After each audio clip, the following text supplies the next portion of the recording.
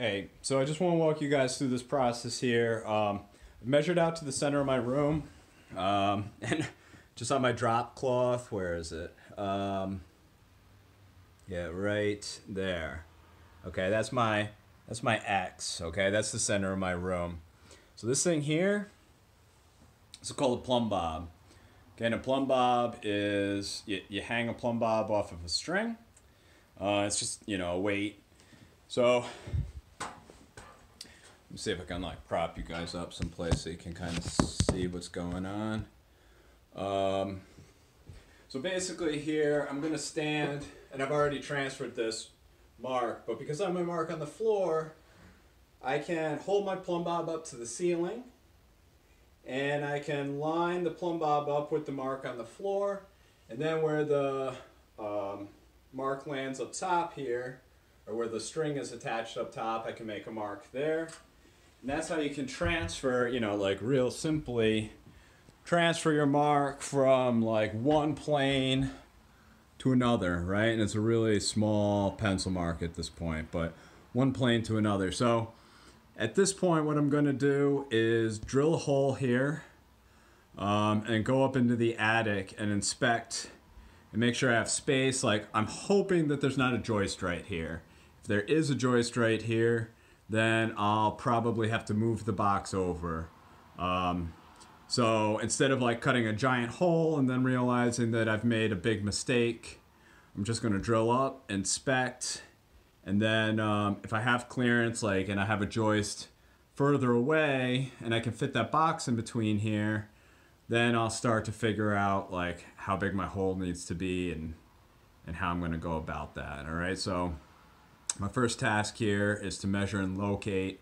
So I think the next part that you guys are really going to see is probably when I'm in my attic. Before I go into the attic here, I just wanted to show you guys my drill bit. So this is a bit I've had for quite a while now.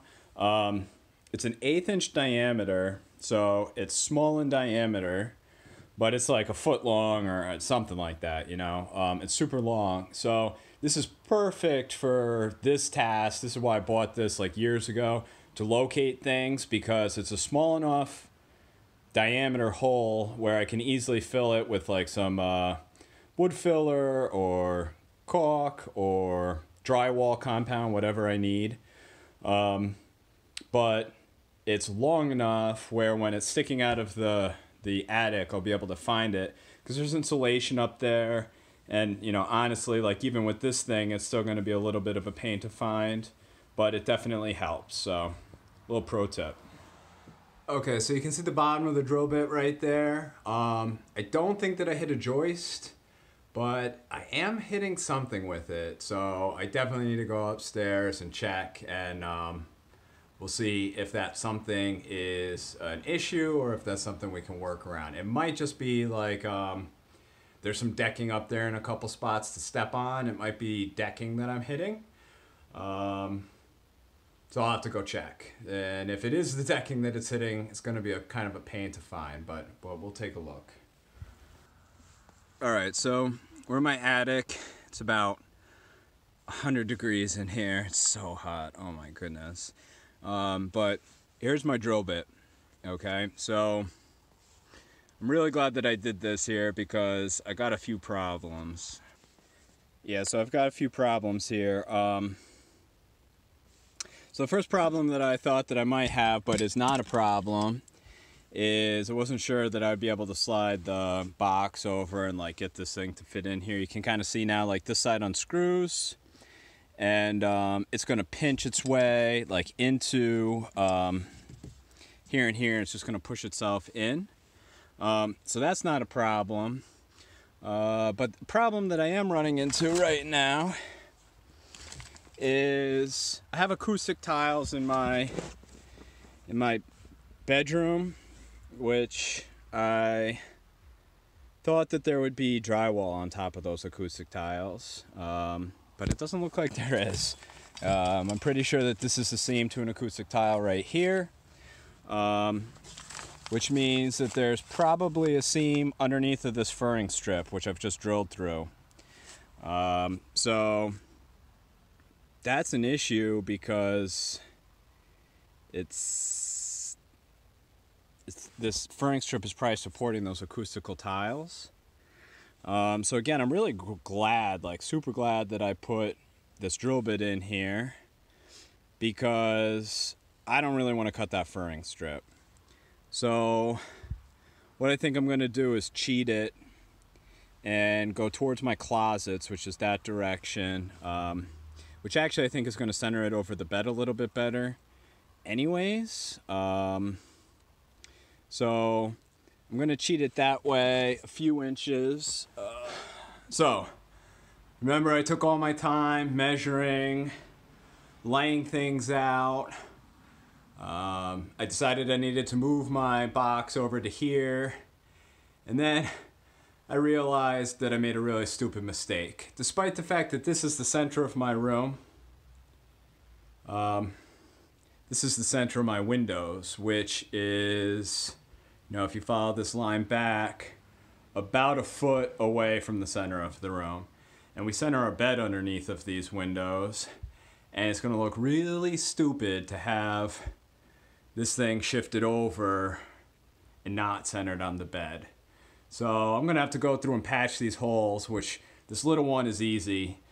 The one that I drilled from upstairs coming down, it blew out on the back, so I got to patch that a little bit better. That's going to be a pain, but, you know, again, not the end of the world, but more work than I wanted.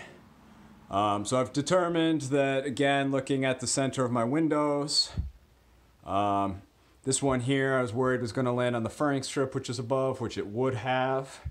So I eked it over a little bit further. I've already checked upstairs. That hole's good to go. So it's time to install the box, or start cutting the hole for the box. So that's next. The box, I'm gonna trace it and use that keyhole saw, and I'm gonna cut it out. All right, so there's my hole. And then here is the support bracket. Let's see if I can. So when I adjust and I turn this, it moves the screw out. And I think right there is pretty decent. So as I turn this, these barbs here, here, and then two down here are getting shoved into the wood. And that's going to be the thing that supports this. And again, because it's a fan, it needs a lot of support. So I got to finish jamming that in there, and then I'm going to try and get the box put back on. All right, I got a box in the ceiling here. So those two nuts, there's like a bolt and a nut there, and a bolt and a nut there. That holds onto a bracket up top, and then that holds it in there. So this should be like really secure. Again, this system is rated for like 70-pound fan, which my fan is pretty small, so I'm not going to have nearly that much weight.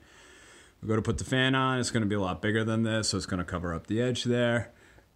And I still need to patch those holes, so that's on my to-do list. So this hole right here, guys, is above my light switch. Just like before, I stuck my drill bit through the ceiling, my little one. I found it. That was right next to my wall. This is the top plate to the wall. I drilled down through.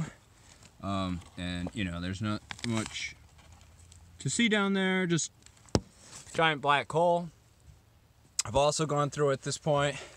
I've drilled holes through my joists over to all the way over to where I'm going to actually attach the ceiling fan. So I need to probably cut a hole in my wall down below so that I can fish the wire through. Okay, so here's my hole. I finished it up. You can see inside there's my 2x4. There's my box covered in drywall dust. All right, so I just put my headlamp in the hole that I made upstairs in the attic. So that light that you see right there, that's coming from out of the attic. So all my estimating and figuring has worked out really well. I'm pumped about that. All right, so at this point I have the wire run down to the switch. I put a staple in here because I could access it. And you know, there should be a staple within 18 inches of a box. Typically, like, and then down here, I have my wire coming out. I've got the clamp in the back of this box here that's integrated in. So again, this is 14-3 wire. I have my ground, I have my hot, I have my neutral, and I have my second hot, my red wire. So now I'm gonna go up into the attic, finish running the wire over to the box. And then, okay, so up here, one last step, I've stapled the wires. I got it like running across. I still need to get all of my insulation put back in place. There's a lot of insulation up here. But I also want to show you guys, I used some great stuff and I have plugged, it's like expandable foam insulation. I've plugged both these holes. This is good for both keeping the heat in, but honestly the reason why I'm doing this is to keep the rodents out of my walls.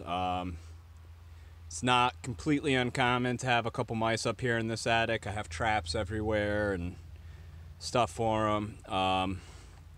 So I don't, like, mice can fit into itty bitty holes. I don't want mice to be able to get down into my house. So by putting some foam in there, that should stop them from being able to get in there. So now I just need to get everything set back up in here, staple in a few more spots, and then move on to wiring the bottom. All right, so got the wire run. Wires going up to the ceiling, and then comes down to my box. So next step that I need to do is get my fan assembled.